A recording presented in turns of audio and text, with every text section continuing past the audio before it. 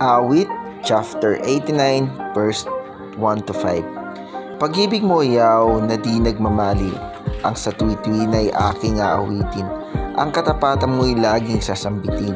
Ang iyong pag-ibig ay walang katapusan, sintatag ng langit ang iyong katapatan. Sabi mo, yaw, isang kasunduan ng iyong ginawa kay David mong hinirang, at ito ang iyong pangakong iniwan. Isa sa lahi mo'y laging maghahari, ang kaharian mo ay mamamalagi. Nagpupuri silang nilikha sa langit, ang iyong ginawa ay siyang binabanggit.